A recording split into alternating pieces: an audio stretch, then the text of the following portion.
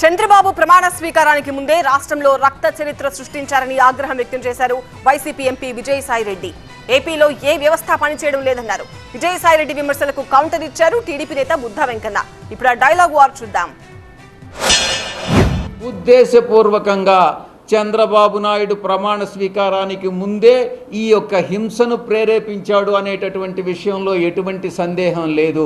ప్రమాణ స్వీకారం చేసిన తరువాత ప్రభుత్వం బాధ్యత వహించాల్సి వస్తుందనని వైఎస్ఆర్ కాంగ్రెస్ పార్టీ కార్యకర్తల మీద దాడులు జరపండి అనని ఆయనే స్వయంగా ఆదేశాలు ఇచ్చాడు అన్నటువంటి విషయం అంతర్గతంగా తెలుగుదేశం పార్టీ నాయకులు చర్చించుకుంటున్నటువంటి విషయం.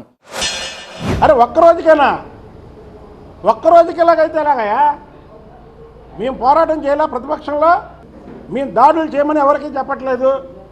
దాడుల్ని మా పార్టీ నాయకులే దాడులు చేయొద్దని చెప్పారు. అంటే ప్రభుత్వం ఉంటే ఒకలాగా, ప్రభుత్వం లేకపోతే ఇంకొకలాగా. మీరే ధైర్యవంతులే. ప్రభుత్వం ఉన్నా లేకపోయినా పోరాటం చేయాలా? మేము పోరాటం చేయాలా? 5 ఏళ్ళలో పిల్లల్లా మాట్లాడతారు. అసలు మీ మీద ఏ సంఘటనలు జరగకుండా పిల్లల్లా మాట్లాడతారు. చంద్రబాబు నాయుడు గారికి అవి అన్నీ రుద్దుతారు.